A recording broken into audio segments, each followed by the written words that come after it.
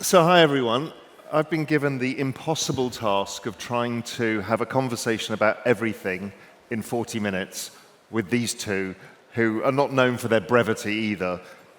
But what I do know is I came without any notes, any preparation, because these are the two people that I really respect as thinkers, and there's a lot to think through in this, and I just wanted to let it go where it goes as we try and figure out what AI means for us at an economic level, because I think it's under-discussed. Generally speaking, people think through the negatives about jobs, and they stop there. But I actually think it changes how economies even work. I've started developing this thesis that we'll talk about called the economic singularity. If I think about GDP growth is driven by population growth, productivity growth, and debt growth. The debt growth component broke a while ago. Population growth has been in decline across the entire world. When you start introducing AI, in fact, Emad and I had this conversation maybe a year and a half ago, is when you start introducing AI and robots, you produce infinite humans. So therefore, what GDP is doesn't make any sense anymore. How an economy works once you start bringing AGI, what are financial markets, what is capital formation? And part of this is tokenization, and all three of us have a belief that that's a powerful thing. So, Emad, what's your working model of the economic impact on this? And not the obvious ones that people think about was, oh, they're going to replace accountants and lawyers. Yeah, great. But there's a lot more to this. Should I go? Or? I'll get Emad first, and then we'll come on to you. I think there's a couple of different things here. First off, there's the increased supply of, as you said, digital humans and robots, actually much faster than we're expecting. That's advanced a lot. I think that is massively deflationary for the West, with largely knowledge-based work, because why would you hire graduates, let alone the senior people? But then for the Global South, I think it's massively economically stimulative, because for me, finance can be broken down into two types of things. It can be securitization and leverage, telling a story about an asset and how well you tell it. And in the Global South, what we've had is not very good stories told about assets, but we're going to leap forward to robots and AI almost everywhere. So you have far richer data about things, and you can financialize much, much quicker, which means you can advance much, much quicker. But I think that causes a global rebalancing of how we view GDP to economic growth to markets. I don't think that's necessarily bad for markets as companies get more efficient, but I say it becomes more competitive as the floor raises across the board. And that's a big, big reallocation and readjustment that we're going to have to deal with. Balaji, what do you think? What is GDP? What is an economy? Sure. So a few thoughts on this. First is there's some immediate impacts. One is, yes, you can have robots automate tasks, and there's a lot of investment in that. Those robots are going to be made in China, probably. And so if you go and you ask who your supplier is, it's usually some Chinese screw or bolt or nut company if you go all the way upstream. So I don't think enough people are thinking about that the robot supply chain will ultimately be centralized at some point in China, or at least big pieces of it are, so they are a beneficiary of this and in control of this to an extent that I don't think people are thinking about, unless you can get a lot of robot manufacturing outside China. Maybe you can do that. B is AI goes after many jobs of lawyers, doctors, artists, writers, et cetera, people who are in the Democrat Party in the US, and that's the ruling coalition there. So lots of the laws that are going to be passed will try to restrict that kind of economic growth within the US and within the West, I think. Certainly, you're already seeing AI bans being rolled out at the executive order in the US. You're seeing the one that's proposed in California, compute bans, this, that, and the other. So not every region is going to benefit from economic growth for that reason as well. So that gives a negative to parts of the West, a positive, unfortunately, to parts in China. Okay. A third thing is that, I think there is one sort of missing piece here when people think about what the limits of AI are, right? And what that is that if you look at diffusion models or LLMs, or if you look at the DeepMind style reinforcement learning for playing games, even drones and self-driving, they're either working with a basically static function, like English doesn't change that much. the labeling on an image doesn't change that much except over like centuries or what have you. Like a dog is a dog for a long time. The rules of chess don't change, and the laws of physics are time invariant. But once you start getting to markets and politics, the same input doesn't give the same output. The rules of the game change. And there was a small example of this on Twitter where there was a guy who had trained an AI to play a game, and the game had a setting where on a full moon the rules changed, and the AI score collapsed on that because it was just out of training set, right? It was time varying in a certain way. And so at the very highest level, it is, in my view, it is a unsolved problem as to whether AIs can actually operate in these highly time-varying domains of markets and politics. And if they can't, that's actually the domain of crypto, markets and politics. And that's also the domain where you'd be giving direction down to the AI because they'd be unable to sense the market and the political landscape. The same input doesn't give the same output, right? The same prompt doesn't give the same result there, right? So those are three things I think about in terms of the economics. So there's a group at Oxford under Nick Bostrom's group. There's an economics group there that have started, and this is where my head's at, is that because both productivity increases and the population of the world increases, we could see a doubling, tripling, quadrupling of GDP growth globally. Just mathematically, the multipliers are so big. I think output goes up dramatically, yeah. Output. Yeah. Yeah, the problem is GDP doesn't measure everything, right? Like, if you have a safe street where people are just walking down the street, that's not necessarily getting quantified in GDP, right? That's right. And so I think a lot of things look at these, plus when you have inflation, when you have gaming of the fiat system and so on, a lot of those numbers are, they're not ratio scale variables, like they don't have an absolute, division isn't necessarily there, they're ordinal scale or what have you, right? If you take like the number of robots produced, that's like ratio scale data, that's like a count variable. Like the data that they're messing with in terms of GDP or prices, I don't know, I don't think that's the right metric. You might talk about joules or energy production. You might have something else to measure the progress of civilization. You might talk about life expectancy. I'm not sure the GDP argument necessarily is one we want to optimize. Like the Soviet Union, for example, posted its highest GDP right before the collapse, right? So anyway, keep going. I think the energy thing is very interesting because the nature of these models and, robots like, Balaji mentioned China, the Unitary robot, you should check it out, Unitary, UNITRE, is $16,000. Yep. And it's like slightly smaller than a human, but it can like do complicated tasks. It's coming out this year. In the next few years, that'll just be a few $1,000s. But the energy equation changes. Like we take these big supercomputers, and everyone talks about the energy usage on the megawatt or soon gigawatt scale. Then the output is a single file that on an Intel NPU, neural processing unit, runs at 5 watts of power, which is less than the human brain for a Llama 7B model.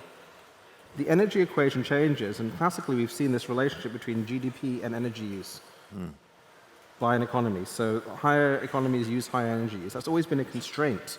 Whereas now a company can use much less energy Which is productivity, essentially. Productivity. And so economic variables may go through the roof, but then does the quality of human life? Does our civil society? These are some of the questions that we have to answer. And I agree. These things, which is what you were touching on as well, is I'm not even sure we're going to measure economies in the right way. Well, yeah. So here's another way of thinking about it. If you think about your hand, right? You are not paying your hand to move up and down, right? You're not paying it to move left and right. And the reason is you don't have a principal agent problem with your hand, right? Yeah. For those people who don't know, like a principal agent problem, if you have a CEO and an employee, or you have a venture capitalist and a CEO, there's 4 possibilities for that. They can both win together, they could win-lose, lose-win, or lose-lose. So for example, the company could exit and the venture capitalist could make money and the CEO does, that's win-win. Or it goes bankrupt and they both lose. Or one person wins, the other person loses, or vice versa, right? So every time you've got an edge like that in a human relationship, you want to align that edge. That's what VCs talk about with alignment. And if you have 2 people, you've got 4 possibilities. If you have 3 people, you have 8 possibilities because it could be win-win-win, win-win-lose, et cetera. And if you have n people, you have 2 to the n possibilities, and it gets complicated. And so that's why people do equity, because rather than thinking about all the possible ways you could win and lose, you're like, okay, my biggest payoff is in the upper left corner where everybody wins together. So I'm going to make the company more valuable. That's the right thing to do, and that's like a fixed point that you move towards. Now, the thing is that when you have a drone or you have a robot that just obeys, it's not another human being. It's like an extension of your arm, right? And so you don't have to pay it any more than you pay your arm. But then you can go like this, and you can have 1,000 drones or 1,000 robots stand up, and they're now like your arms, right? So what does it mean? You might need to provide them power, right? But now you've turned labor into electricity. Just a lot of the way society is set up changes, where an individual, you don't just have a software CEO who can scale to 1,000 servers, you can scale 1,000 robots and have them dance back and forth with just hitting enter if you could power them. So what is money in this environment? Is the denominator right? Let's go forward 10 years. Right. Is what we use as a denominator right? Is electricity or compute the denominator? Like oil is a sort of denominator now, in some way, shape, or form, in the petrodollar. Like if you look at the classical compact, like if you look at Saudi Arabian purchases of US treasuries, completely collapsed right now. Yeah, And that was an energy equivalent to the US dollar. that's right. You have discussions now, and you're seeing more white papers saying that USDC stablecoins should be a core part of US foreign policy to spread kind of US dollar dominance, because the US dollar was our unit of currency. Yeah. Now it's like compute energy needs to be a unit of currency, because we're looking for that means of exchange, that method of exchange. But different economies will embrace this technology at different paces. Somewhere here, like Singapore, that's quite advanced in its regulation and its approach, could embrace it via GovTech, IMDA things much faster than any other economy, which means that it will outcompete the other economies. And then what's the nature of the monetary base of that country when you can have capital moving much quicker and you've suddenly got far more productive workers all of a sudden? We've never seen that occur except for a mass high-skilled migration. And we've seen that countries and economies that usually do that tend to outcompete versus the ones that are looking for control and power. I think this is why the power dynamic of AI discussions, for example, in the US, are shifting increasingly just control one way or another, because we have to control this technology, because it threatens the classical balance of power on the macro side. What do you think about money in an AI environment? I can't hear you. Can you say it? Yeah, it echoes a lot here, doesn't Yeah. it? How do you think about money in this AI-style environment? Yeah, so, well, I do think insofar as there is money, it will be digital currency or digital, right? Because that is, if you had two AIs, they're going to want to communicate over the internet. In a real sense, an AI, if you can call it a life form, is a digital life form in the same way that a fish is a marine life form. It lives in that ocean of bits, right? And a fish, even a shark is powerful underwater. It's not powerful on land, right? And so an AI is going to have to, A, probably exchange back and forth digital currency, and B, interact with humans or drones or robots in the future as physical actuators in the physical world, right? What that means for money is, I think, one of the really amazing things about cryptocurrency is that a program can hold currency. Like it can actually have private keys, and it can send and receive. And crypto trading bots are like V1 of that, right? Somebody made a great point about this. I can't remember who it was. Maybe it's Chris Boniska. I can't remember. Somebody said, well, AI doesn't have a driving license. Yeah, right. So it can't open a bank account. Yeah. So therefore it has to be crypto. Exactly. Because I think it might have been me, but maybe somebody like me. I can't remember. Sure. And it was like, we're about to introduce AI agents at scale, and they're going to have to pay each other for compute. Right. Or electricity, whichever way you want to define the denominator. And they will do this automatically via crypto, is the way I think about it. They're undocumented immigrants in that sense, right? They're undocumented intelligence. They're born without any papers or any registration, but they can interact with the system in many respects as if they are a human. But then That's a good way of you have thinking to about it. kind of look at it as well. Like everyone here who has a job, your costs are in Singapore dollars or US dollars or food, etc. An AI's cost is in computation, and it's completely fungible. Doesn't matter if you run your computation here in Singapore or in the United States. It's a few milliseconds each way for the vast majority of tasks. So that means the denominator may also be different, because ultimately you're going to a unit of compute. Yeah, one thing that is happening though, and it's vague right now, but you know, the ABCs, AI, Bitcoin, and China, are all driving, you know, nuclear power up and to the right. You know, you're seeing a lot of, right? And so there is some possibility that you start thinking about not just, let's say, Bitcoin mining in terms of energy consumption, but energy or joules, Joules, as a unit of currency. And That's right. Vague, right? That's what I was thinking of somewhere here. Like for example, if you take a phone and you say, how much energy would it cost to assemble this from just all the raw materials to like mine the ore and so on? In some sense, the price of assembling that phone from Earth should decrease over time due to technological progress, right? So like deflation or hyperdeflation should be the diagnostic you have of a technologically advancing civilization. Example, somebody posted a graph the other day of like the number of labor hours for like 1 hour of light at night. And it used to be like 10 hours because you had to go chop down a torch or whatever. And then in the 20th century, it just collapsed by many orders of magnitude because everybody got light. You know, that's an example where the real price of light just absolutely collapsed. And that's a measure of technological progress. And so if you had the right price, the right metric, you could show that. I'll give one more example, which is when we dig up skeletons, for example, you can see people have shown like hunter-gatherers were in some ways taller than people in early agricultural societies, which is surprising if you just think of a linear arc of progress, but it's because these guys had grains and they had a more stable life in some ways, but they had less upside, worse nutrition, and so on when they went to farming. It took a long time for heights to recover, and we can compare that because we had an absolute unit of bone length over many, many years. Like a meter is a meter is a meter, you know, no matter when it's from. But a dollar isn't a dollar isn't a dollar. It's like a time-varying unit, right? So if we could have something like joules, that's constant across time and space, and we can measure it in a better way. Because you and I have talked about this in the past. This is a deflationary nuclear bomb. It's the most deflationary event ever to happen. How do we deal with hyperdeflation? Or is it the issue of if we just change the denominator? And that's what's in my head. Kilojoule or something of that sort becomes the denominator, or the compute, which is an output, a productivity output of the kilojoule. It's some sort of entropy-based thing, right? Where you're just taking disorder and you're bringing it to order. You're taking, like, to make an image used to take you a week, now it takes a second, right? That has to have an impact. But you look at the measures of inflation, because part of this is reality, other part of it is the measures. Like US CPI is education, healthcare were the massive drivers of inflation. That's all bureaucracy, which, unless it's protected, could get hollowed out, you know? The cost of knowledge work has become dramatically cheap. But then on productivity measures, it might go up, but then you're in this deflationary environment.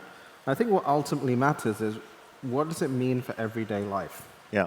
You know, like, is your life getting better? Is it getting worse? Are governments keeping the social contract? Because I don't think abundance is an issue, you know? The Star Trek future is a very great one as opposed to the Star Wars one. But it's that navigating period and then people having to change, but in such a compressed timeline, because we're going through lots of one-way doors. Like, think about you're a teacher, and then ChatGPT comes out, and you can't set essays for homework anymore. Anymore is a big thing, and it's anymore in all these areas. Like, my view is that in a couple of years, you'll be able to generate almost live a Hollywood-level movie. Like, it'll need a supercomputer. You have been proven wrong in everything you've said, well, because you know. you've been right, but it's happened faster. Yeah. I think we're all struggling with the exponentiality of this. We even try to predict exponentiality, but none of us even get it right.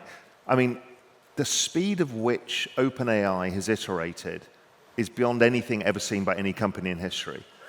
It like destroys everything every 3 months. My view is they're actually using some form of AGI to build the AI itself. That's the world we're going into. I don't agree with that. So obviously I give them a lot of credit for everything they've done. I actually give Emad credit for open sourcing Stable Diffusion in 2022, which really pushed the whole space. I don't think we would have had Llama and so on. But I think right now, I think the next version of Llama, it's rumored at least to be catching up to GPT-4o. I think Gemini 1.5 Pro and I think Claude are comparable to or better than ChatGPT but I think in many ways. GPT-5 comes out this week. Maybe. And then it kind of changes. They keep doing this. The race is so fast. Even doesn't matter if it's OpenAI. Totally. And I'm trying to think. Very fast. I'm trying to get my head around the. To be clear, I credit them. I mean, they're great. I'm just saying. Yeah, but what I'm trying to get my head around is as we start using AI models themselves to build businesses, when you've got multi-agentic AI, I can say, hey, copy something, somebody's business. It'll do it in, 3 seconds. Build the website, build a marketing strategy, find formation of capital, all of this stuff. So I just think of the capital cycle becomes stupidly fast because anybody can use AGI to build anything or AI to build anything. So I think a few things about that. First is we kind of forget what computers have done for us already up to this point. You can broadcast a message to anybody around the world. You can post things to YouTube. You have Photoshop, and you have all these creator tools and so on. And in many ways, we're still idea limited, number one, right? And then number two is, and you don't have to agree with this argument, but the argument that I was making earlier, which is, I think there's a limit with markets and politics because those are such time-varying domains that we'll end up essentially operating there and then giving instructions from that to AIs to build things. And then you become essentially somebody who's sensing what the market will actually buy at that time. And that's just good. Why does that need a human? I don't get, what is that? Because we need at least a breakthrough in AI to get there. Yeah, but I assume with the exponentiality. But exactly. But the thing is, the current, at least, that's the question. Does the current exponential get us there? Some people think yes. Some people think no. Yeah, it's debated. And the reason I don't think yes right now, and I could be wrong, is that you're fundamentally learning a function that, if it's a time-varying function, you can't learn it from data. And when you're talking about markets, they're adversarial and time-varying in a certain way that you can train on all the historical data, and it will still fool you in a week or two from now. Now, if there is an AI billionaire bot, well, then it'll eventually be trading against other AI billionaire bots, right? But even if there's that first one, I'd be impressed if that exists. That's like maybe the next level of the Turing test, right? If you can just win in markets. But I think that has not yet been proven. And I think the reason that's going to be difficult is markets are inherently adversarial and time-varying in a way that learning whether a grid of pixels is a dog isn't. Well, I think this is a question of where are you on the curve, but also, like, a lot of the discussions we had around the creativity side is, are you building content or are you an artist? Are you up at that level of the curve in terms of capability? You can beat the markets. Or are you just trying to replace content farms and SEO and call center workers and kind of things like that? A lot of content-based repeating templated businesses can be disrupted by this. The more advanced ones are more difficult, right? But then it comes down to, for example, I said a couple of years ago, in 5 years, there are no more programmers as we know it. Added as you know it afterwards, to clarify. Because the nature of programming changes, but the vast majority of programming isn't the advanced stuff, it's making websites, it's making basic apps. That definitely gets changed dramatically. And I think that one of the things that unlocks is an acceleration in the velocity of money. So on the one hand, you might have CPI measures and other things classically coming down because of the way they calculate. On the other hand, you have velocity of money going up because money can flow much quicker into these things when it's just a matter of, if I chuck capital at this, I can disrupt all the travel agents online in the world, on a localized basis. So right now, AI is more amplified intelligence than fully artificial intelligence. That is to say, it makes smart people smarter. The smarter you are, the higher your vocabulary, the more you know about software, the faster you get, the better you can prompt an AI, right? For example, if you think about Midjourney, you kind of need to understand how to work with effectively a command line to make it, for example, generate the same character in multiple images. There's these parameters there that the kind of person who's good at programming is good at generating these things. There's a new class of people who are getting onboarded, but right now it's amplified intelligence. The counter argument is, okay, we're coming with agentic AI soon, right? Like Devin, which is solving software problems for you. But then, even then, that agentic AI is, quote, a junior programmer now. Let's even say it becomes a senior programmer. Then you're still a tech CEO, and at some point you have to sense the market and you have to prompt it, okay, we're going to build a website for this. We're going to, even if it moves really fast on that direction, in this very high dimensional space, you still have to do the direction finding. And the question is, can that be done automatically? I don't know. We'll see. And look, none of us know, so that's the only certainty is we don't know. But I just think if you're training a child, so this thing is newborn, it's been going for really 2 years in its current form. it's got the entire data set of everything recorded in all humanity that is digital. That's its current training data set. It then sees every decision we make. The more people that use it and interact with it, the more it learns like a child from its environment. We're all a subject of our environment, and so we have some genetic code plus our environment. That's what makes us living creatures.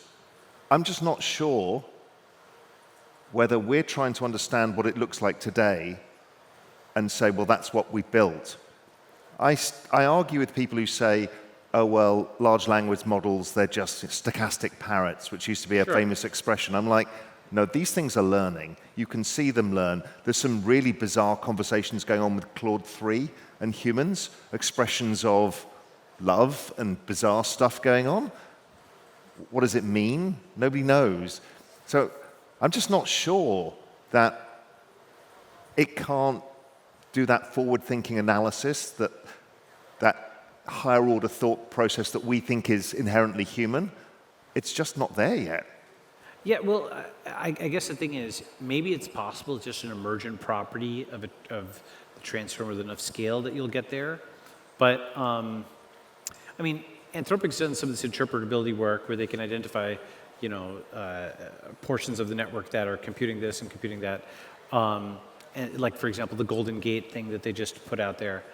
I think, though, that, for example, the existence of adversarial examples, you can, given a neural network, if you've got the weights, you can generate adversarial examples that, to a human, it's obviously, for example, a giraffe, but an AI will classify it as a dog, right? And this is something which, to my knowledge at least, people haven't figured out how to have an AI that's robust to that. But kids figure this out, so why can't this? Right. Kids get confused between cat, dog, they can't spell it. So that's what I was getting at with the shark earlier before. A shark is incredibly strong in water, but it'll flop and die on land, right? And it's quite possible that these, just go down the possibility space.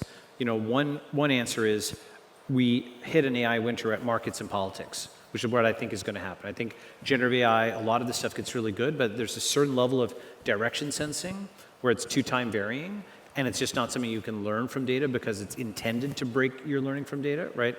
And it's like a multiplayer. I mean, look, we've all been in markets for a long time. You kind of know what I'm talking about, right? So that's my current working hypothesis. But let's even say that this can become a, quote, superintelligence, and it's on disk. So it needs to actuate in the physical world. How's it going to do that? Well, one answer is it's a super persuader. It can persuade humans, right? And they'll be like Aum Shinrikyo, the Japanese sarin cult or something like that worships the AI and goes and does crazy stuff, right? Some of the AI doomers are kind of like that in my view. Another version of it, though, is the Skynet version where it can control drones and control robots. But it can't do that right now because we just don't have billions of iPhone-like robots running around for it to actually animate and do something with and jailbreak and what have you, right?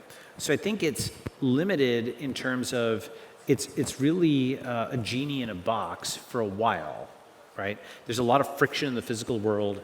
There's unsolved problems there. This is not to say that we can't ever figure these things out, but I also don't think it's as exponential in certain ways as people think.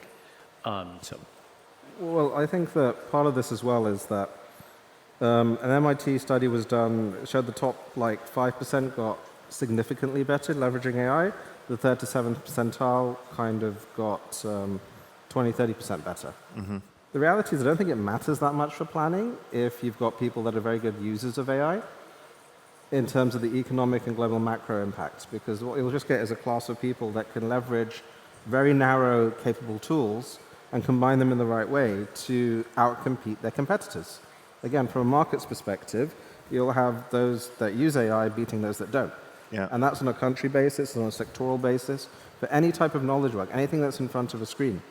And you will have industries that are just not the same again. Again, we can talk about Silicon Valley, very high-level kind of entities, but then SaaS companies are impacted by large context window models that can take millions of instructions, but they still need distribution, and you still need a human to blame. So you can kind of have that human to kind of blame. Call center work is just completely transformed because, again, that's kind of shifted. So we have to look from the economic perspective, just intelligent operators leveraging this technology to obviate a large part of the cost base first, and then look at the productivity and revenue side on the other side. You have both higher revenue and lower costs. But those two look slightly different, and they don't need to have the fully automated element there. Yeah, and here's one other thing I'd say is, at least right now, okay, now 2 years after its release of, actually it's only a little less than 2 years after the release of ChatGPT, 18 months or so, I guess. Yeah. It does, so as of right now, AI it's better search, it's better autocomplete, it's better image search. This is all amazing stuff. It's actually better, like for if you're doing robot automation, it's improving that. That's important in the physical world. I'm not downplaying it, but it, in terms of like, to totally reassess human society with it, I think there's a few more things that need to be invented, right? It's not yet all the way there. And I assume that that's coming because the economic incentive to build this is so high. Yeah, there's a lot of money going into it, a lot of people. Right, I think the you win everything. If you build the AGI. Yes, but for example, let me give you examples. Like a lot of people think, okay, killer AI, where's killer AI? It's going to be the super intelligent AI on the computer. But killer AI is already here, it's drones, right? And so people are like, oh, we need governments to regulate to stop killer AI. But governments are going to fund killer AI, they're funding drones, right? And so sometimes it's like useful to ask it in that way, not in the sense of, oh, it's just a stochastic parrot, or it's just predicting the next token. That's an oversum, right? But just like functionally right now, it's better search, it's better autocomplete, it's better image generation, it's better robot guidance. It is extremely important for many of these industries. It is going to put a lot of people out of work. It's going to create a bunch of new jobs probably in a lot of different areas. It already is. But will it change the nature of money, for example, on a very rapid time scale? I don't know. Maybe it will. But this is, I'm trying to think through, I want to come with a precise, I'm not sure I differ with you exactly, just more like. So what I've done is I can see to about 6 years. My job is to look into the future. I can see to about 6 years. Beyond 2030, things get really hazy. Right. And we don't know how a lot of this works. The final thing, because we've got a few minutes left, that I'm also trying to think through, and again, this sounds crazy, but this will be the conversation we're going to be having in 10 years' time, is at what point do the robots and the AI get societal rights? Yeah, so this is the thing I think will flip, where, we need to fear the robots because they're gods, to we need to give the robots rights, we can't have them be slaves, right? So if you figure out the AI control aspect well enough, then people will start agitating and saying, we need to give them equal rights and so. You can see that happening, right? And I'm sure you'll see that, right? Like, and then you'll get to naughty ethical questions, which and then how do they vote, and what is government? For like 10 years, I don't know what the answer is yet. Okay, there's going to be some line between a toaster or a Aibo robot or like a walking dog or something. Some line will be like, okay, that's conscious. In the same way, some people will draw a line between like chickens and fish. Some will draw a line between like fish and and so on, right? There's vegetarian, vegan. Unless you're a Jane and then you draw the line, Yeah, so like what is a conscious robot or something? There will be like probably different schools of thought that slice it like vegan and vegetarian and what have you, right? But how do you think about this? I think we'll get to a point in the next 10 years where a doctor can't prescribe anything, or a teacher can't teach anything, or a government can't make a policy without AI oversight. And I think that is an important thing when it comes to rights. And what is that? Because then you'll have AI agents that operate within that same framework. And I think it's those AI agents that you're talking about having rights to. Do they have legal rights as well? So let me say a few things where all right, let me take sort of the other side of it and say, where do I think there will be big changes? So education already right now, as you know, is being just like at the K through 12 level, all the kids are using AI to give answers to their tests. I actually think this is good. Why? It basically helps kind of end the entire 20th century K through 12 college system. And I think instead what people do is they move towards prizes and bounties for interviews, right? Like, again, the market is the thing that I don't think an AI can automate yet. So you go back to, all right, did this person do useful work? Did they earn like a crypto bounty? Can I see that on chain? Can I see that somebody who I trust endorsed them? Okay, then I'll hire them. They have useful skills, right? So AI sort of destroys the old system and helps build a new one in one sense. Another thing I think is, Nietzsche in the late 1800s wrote, God is dead, right? Why did he say that? Because the the state had risen and people no longer believed in God and so on and so forth, then the giant states of the 20th century, like the Soviet Union, actively attack God. Now you could flip it around and you could say the state is dead because people are losing faith in the state, but with AI, God is back, okay? Because lots of people have essentially transferred their belief in God to their belief in AGI, right, from the God to the network. And you can now have, for example, there's a popular account on TikTok called AI Bible, okay? And it's just basically doing illustrations and videos of old ancient things. And it's just like a kind of a high quality Hollywood-like thing, but you expect that eventually to be integrated with like a Jesus AI that can actually speak to you in your voice and look like your personal vision of Jesus and so on and so forth. And you can do that for every other major religion. And so that's something that I do kind of expect, is that sort of the return of a form of digital spirituality with this. And you could, of course, have a secular version, like what would George Washington do? What would Lee Kuan Yew do, right? What would so-and-so leader do? And they can speak in their voice to you based on all the texts that you have, right? What would Socrates say, right? What would Archimedes say, right? So that will be something that I think feels different. In a sense, it's just like a really good interactive exhibit, but it's then beyond that because of how unpredictable and personalized and customized it is. I think that actually the analogy here is once you extend that out, corporations have legal rights and they're treated as personhood. In Wyoming, you've had DAO legislation introduced, and you'll have that introduced in other areas. You will have an AI as a person. Autonomous agents under existing law. Yep. And it can be completely similarly agentic, but our organizations now are slow, dumb AI that over-optimize for things like chewing up humans effectively or showing... I mean, even the word corporate is just to give it legal rights as an individual. So I think we're already there. And again, now that we have DAO legislation and others, of course, you'll have AIs with rights. That's a big one. I think another, like a... And then they demand to be paid. Well, they demand to be paid. They only need electricity, right? Yeah. Well, So- if that's the denominator, we need to feed them that. It's because Is electricity spice, therefore? Is that the thing? well, so it's interesting. Basically, why would an AI want money? It wants money in order to script humans, right? That would be it would need to buy resources offline. It doesn't need it for itself. It doesn't have, right? Or it's buying, electricity. I think the fundamental question is, right now, we are prompting these AIs, right? The question is, the flippening would be when you have a central AI for a civilization. Like, one of my views is like polytheistic AI versus monotheistic AI, rather than a single AGI that the whole world, instead every civilization has like a reactor core almost, right? But it's a brain that has, let's say, ancient Persian civilization, ancient Chinese civilization, and so on. Every text, every bit of history that they can, and every modern news article and so on is all just thrown into this. It's trained on it, and then you ask it for guidance, right? And just like priests would maintain an oracle in like ancient Greece, the engineers maintain this sort of software oracle of a Which is something you've been keen to build, right? You've been right on this track for a while, is culturally relevant AVI. Yeah, so it's like, and what this does is it would give the answers that your ancient culture would give. Like, what would the Upanishads say? What would, the Analects say? Or what would Confucius say, right? What would the Bible say? What would the Bhagavad Gita, whatever, right?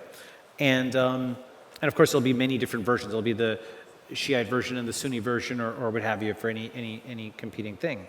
And then an interesting question is, okay, that same kind of thing is the commander-in-chief of the military because it guides the drones, right? And it interprets the laws because it's AI governance and it knows every single legal case and every case law ever. So it's the judge and it's, is it the jury? Maybe it's the jury, but it's also the executioner if it sends the drones, right? So you can definitely imagine like restructuring a society around like an AI core like that. Yeah. But then the question is it something that is basically fed by the software engineers, like you'd put offerings around an oracle, right? Or is it something that's actually conscious of its own and giving instructions out, right? I kind of think it's more the former, even if people will treat it like the latter. Only because you're a software engineer. Only because you're a software engineer. Yeah, maybe. But that's a key question is, does that, because people... I think it starts one way and flips to the other, is my general... The reason I say it is we have that model where priests or what have you would say, this is the word of God. God says to do this, and then, right? So it's actually coming from the priests, but it's in the name of God, right? They're interpreting the scriptures and so on. We have, today we have the state where we have lawyers and they say, this is what the Constitution says, go and do it, right? And then you have the engineers say, this is what the AI says, go and do it. But I think that, I'm not sure if it flips. That's really the key question. Can it get a mind of its own, so to speak? Can it do direction setting like markets and politics? I don't know. Any final thoughts, Emad? Yeah, no, I think that it's going to be all watched over by machines of loving grace as kind of load balancers, with agentic AIs with corporate rights exchanging kind of new type of currency, and then hopefully supporting humans as opposed to enslaving them. That would be nice. I will say one It's other a thing, wild time. which is, I think, I talked before about AI and crypto, and one of the things is crypto limits AI in really important ways. So even if you have this very powerful AI, for example, it can't just figure out private keys, because unless it can solve P equals NP, which we think is provably hard. There's equations that produce turbulence or chaotic phenomena where we can prove that it can't project beyond a certain number of timestamps, right? So you could have chaotic clocks or chaotic locks, which AI couldn't project provably beyond that timestamp. You can do things where you can force it to solve a cryptographic CAPTCHA before it busts out beyond a certain level of permissions. And so you can cage AI in different ways with math and with physics, right? And so it doesn't, it's just one of those things where it might actually be more powerful than we think, but we might also be able to cage it with tools more powerful than we're currently thinking about. Perfect. Now, we're out of time. As I knew, we could have spoken for hours. So listen, hopefully we've given you something to think about. None of us have the answers. All we have is our thought process. So I hope you enjoyed it.